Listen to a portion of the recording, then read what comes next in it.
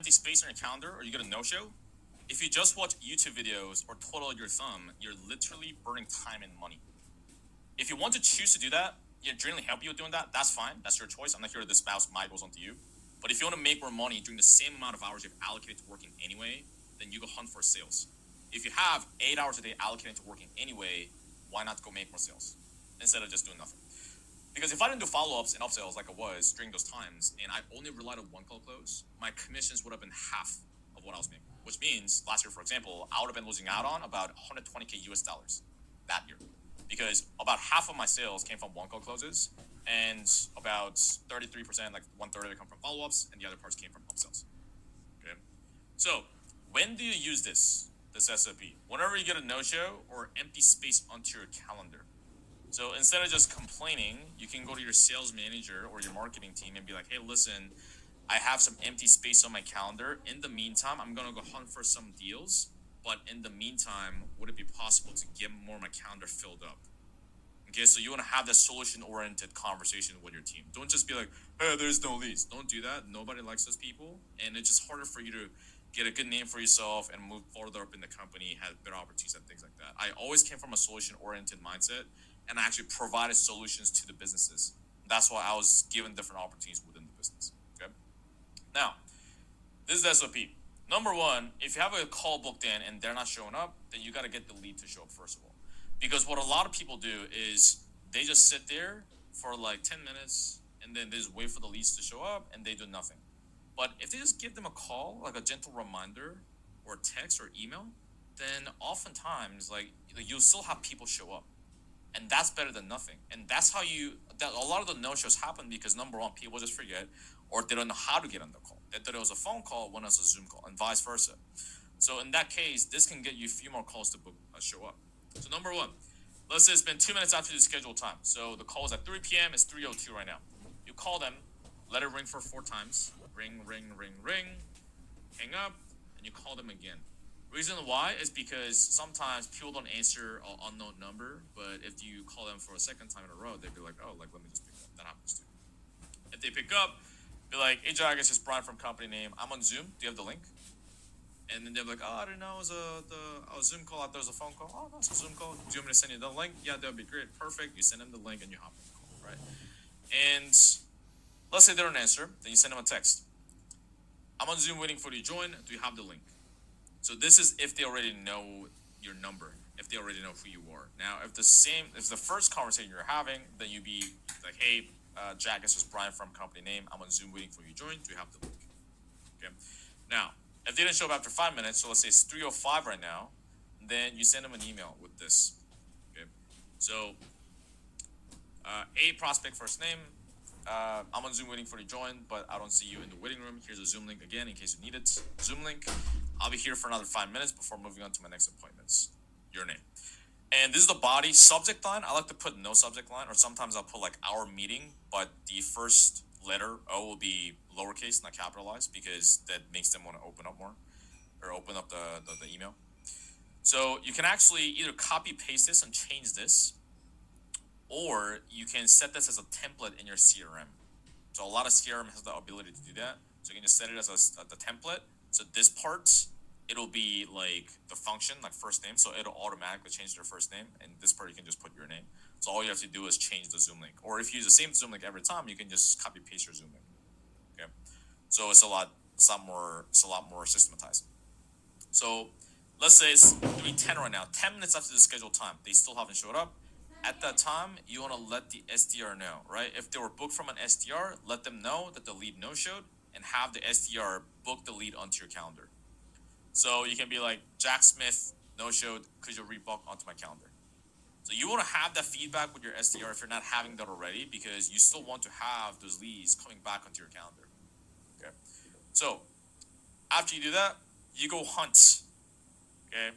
So here's what you do. First steps first is a lot of people just go for the follow-ups and upsells if they even do this.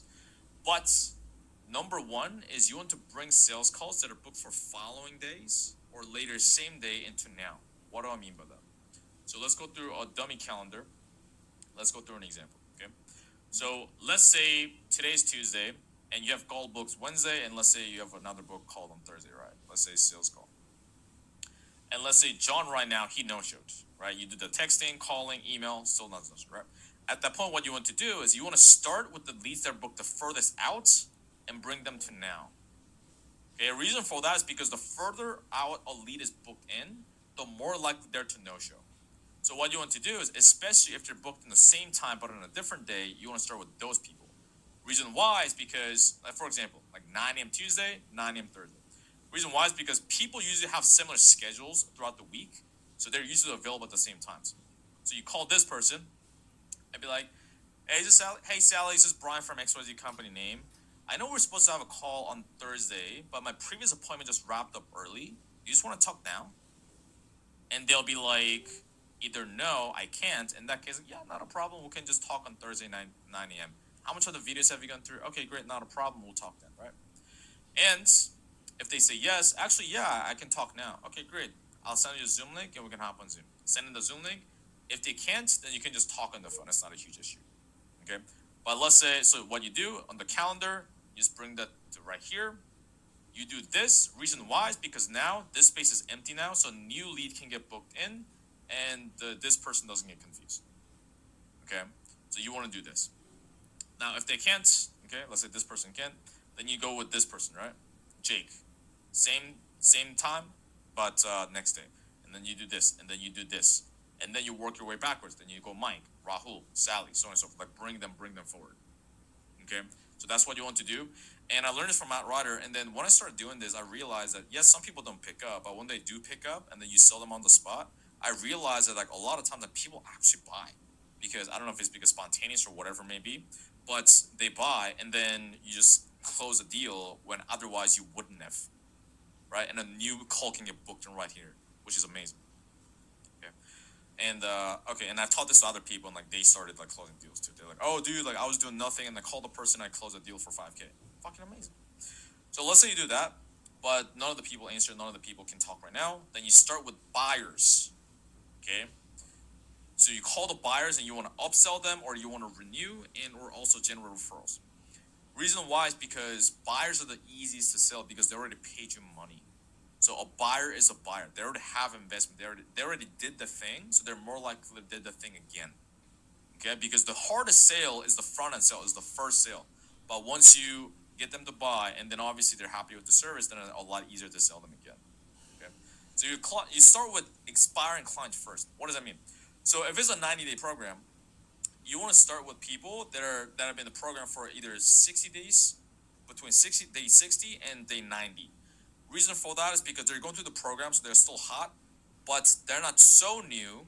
Because if you call someone that's been in the program for like 1 day or 3 days, and you try to upsell them, they're gonna be like, or generate referral, they're gonna be like, yeah, I think I need to kind of like fill it out more. I need to, maybe spend here for another month or two, then we can talk again. You get that often. It's not impossible, but it makes sense, right? It's reasonable.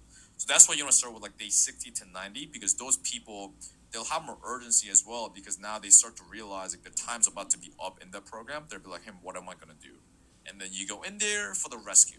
And how you do the upsells, the scripting and everything, those will be in the classroom section, so you can refer back to that. Okay? In the upsell section. So you start with those people, and then let's say you sold them into a 5K program, you can upsell them if your business has an upsell into, let's say, a 20K thing or 15K thing. Okay? And then you can also do an upsell upgrade credit. Okay? So you can also see this is this, we'll also go over this in the upsell section. But if they upgrade to the next program within 90 days before the front end program is expired, then you can actually give them a full credits, the 5K they paid, towards the next program. So for example, if the front end program is 5K, upsells of 15K, you knock off the 5K, so they're only paying 10K for the upgrade if they upgrade within 90 days. So you can let them know when you're calling them, and that adds tangible urgency.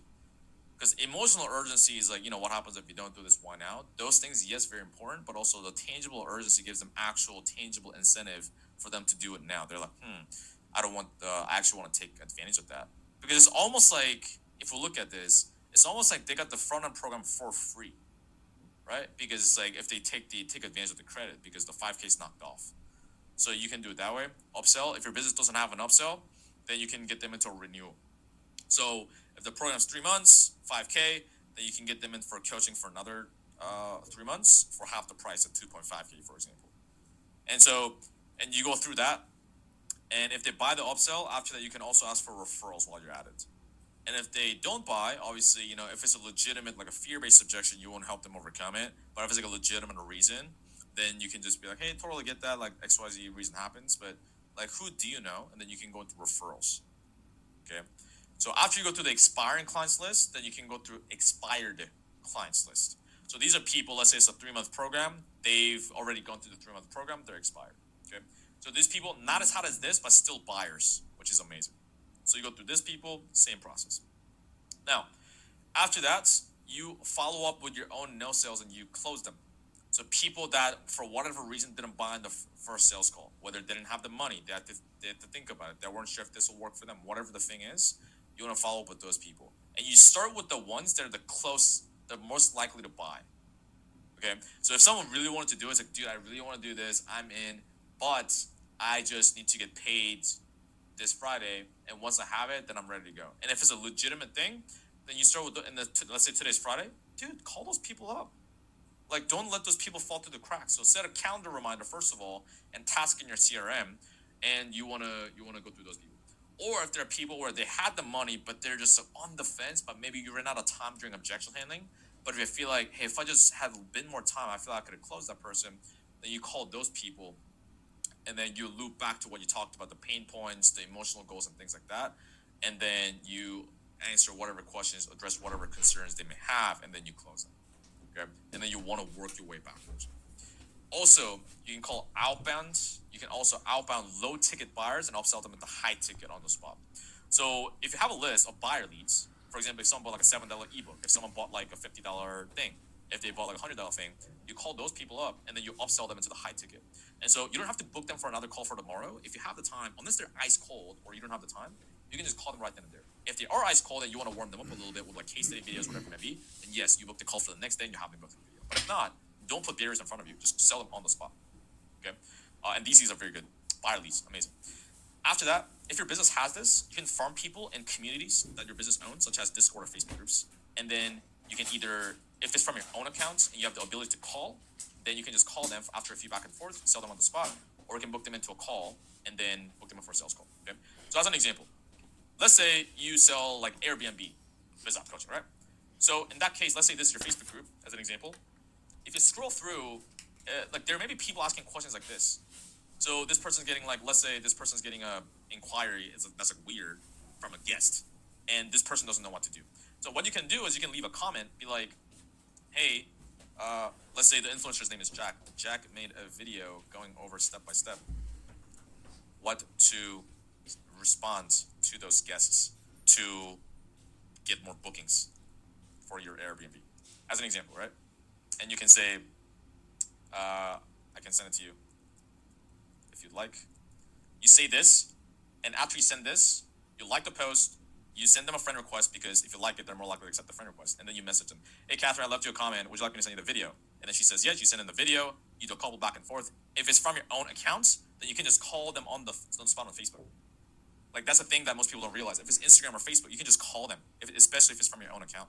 If you're messaging in behalf of the influencer name, then yeah, like book them up for a call. But you can call them on the spot. I didn't know I could do this until Matt pointed out, and then I did it for the first time from the Facebook group. And we did a couple back and forth. I called them, and they were caught a little bit off guard. It's like, oh, dude, what's going on? But it's not a huge deal. Like, don't get flustered. Oh, yeah, no problem. I just had a few minutes. But yeah, we're talking about this. Like, what did you mean? And then you take them to the sales process. You take them to the sales script. And they don't need to be in a perfect condition because I was walking around my living room, and I think, because I could hear in the background, they're driving around town doing groceries or something like that. But after 20 minutes, I piffed them for 10K. And so that's, oh shit, you can actually, and I'll try to find that conversation in my Facebook inbox. I can't remember the person's name exactly. But there was such a 4-minute mile moment. My reality broke because I'm like, I didn't know you could do that, but I just did it. And especially from these communities like Facebook groups and Discords, these people are a lot warmer than other leads because it's like a more community. So they're more engaged, they're more invested, they're asking questions, which means that they have a higher intent of trying to solve this problem. And maybe they'll see like other testimonials in the group, people talking good about the program, their influencer going live, they're spending time here. So they're more invested, they have higher intent. Not that you cannot sell leads with lower intent, but these are more likely to close. Okay? Which brings us to another point, which is if your business has website leads, so people who book from a website, or they either didn't buy on the call or they didn't show up to the call, or leads that were watching or booked from like a podcast or long form YouTube. Those leads are very good because those leads have higher intent. Okay, and so what I mean by that is if you call someone from like an outbound call or cold call, what you're doing is interruption based marketing. Like you're interrupting their day. It's not like you can't sell those people. Don't make that as an excuse. But if you search, because if someone's searching a YouTube video, they're intentionally going to you, going to your business. They're searching what's the best business model to make more money, how to grow my coaching business, whatever the thing is, right? Or oftentimes they're searching your influencer name or your company name on Google, which is how they find out your website. Those people have a higher intent of trying to solve that problem. And especially because, how I know this is because I track different lead sources. I have the data for it. People book from like an Instagram DM, they had lower show up rate and lower close rate as opposed to people who book from podcasts and YouTube. Reason why is because if someone booked from Instagram, you get more calls from that because Instagram gives you more reach, but they only watch like these 10-second videos. So their attention span is short, they're not as invested, and it's not as targeted. But for YouTube and podcasts, they're literally searching the thing, and also they're spending 10, 20, 30 minutes, 1 hour, hours just binging those things. So they're almost thinking like the influencer. They're being indoctrinated into the idea how the influencer thinks, their belief systems, why this is the best business model, so on and so forth. So they're a lot more likely to close. Again, don't make this an excuse, but I'm saying this is how you cheat the system. This is what I did. I went after these lead sources because I studied it. I knew the data, right? Which also helps to track your own lead sources because each offer is different to track the data for this. Yes, it seems like a hassle, but you don't have to do it forever. You can just get like a month worth of data. And then you can be like, oh, this is the best lead source. I'm going to go after these people first. Okay. After that, you can call no-shows. Okay, and you can sell them on the spot. The call booking scripts or how you sell them, that'll be in the classroom section as well. And also you can cherry pick other reps leads that haven't been contacted for 30 plus days. Okay, so if you have other reps on your team, most teams they don't do follow-ups or they're not doing upsells and things like that, right? So you can contact other reps clients, other reps leads and upsell them or follow up and sell them. Like you're not here to make friends. You're not here to make friends with like people on your sales team. You're here to get better. You're here to make more money. Like you got to be a shark in this game. When I saw the best salespeople making really like crazy amount of money, which I thought at the time, is like they all did this. When I was at 7th level, Yash was this person. He was a fucking shark. And at the beginning, I hated him because, dude, why are you going after my leads? Then I was like, no. You can either hate the game or you can hate the player. But I'm not gonna be bitter. I'm gonna get better. So I started doing this, and I started to make more money. So this is what you want to do. And if they come to you and be like, dude, why are you going after my leads? I'm like, dude, you haven't talked to them in 2 months. Like someone's gonna sell them, right? So be unapologetic about it. Now, also, here's the thing. Leads of old reps that left the company. So if you have reps that are leaving or already left, you want to go after them because nobody's going to contact those leads. So whenever reps left at the companies I was selling for, other people would be like, oh man, it's so sad to see you go. And I was like, dude, fuck yes. I was excited because I'm going to take all your leads, motherfucker. So in CRM, what you can do is oftentimes you can select the inbox, the CRM inbox into their name. So let's say the Jack Smith, that's the rep that left, right? So you can select it as Jack Smith and you can see their inbox as if you're Jack Smith. So what I did was I'll scroll through their inbox and I'll cherry pick the easiest lead to close first. So I'll see like the one lead was going, hey dude, I got the money together, I'm ready to go. Fuck yes, I click that lead, I call them and be like, hey dude, it's just Brian from XYZ company. Yeah, Jack has actually been let go, unfortunately, but if you want, I can just help you with that if you want. They're like, yeah, sure, that'd be great. Okay, perfect, man. And then you take card details and you close after like 5-10 minutes. So, and also you can go after it. It may not be as easy as that, and there are other leads or like clients that you can farm and upsell. No sales that you can follow up with them, right? People who want to do it by trying to get the money together. You nurture those people. When they have the money together, they're gonna buy through you. So this is how you cheat the system. Getting better tonality, questions, objections. Do that, but that's gonna take time. So what are you gonna do to make more money in the meantime? Is follow this SOP. And the exact how to, the tactics, you'll find in different sections of the classroom. Like if you're trying to upsell, go to the upsell section. Follow-ups, go to the follow-up section. If you have questions, you can come to the calls and ask me as well. But go actually do this. Go implement this. If you're not doing this, nothing matters. You just wasted your time watching this video. Go do it. Share what happened in the group, and let me know how it goes. Talk soon.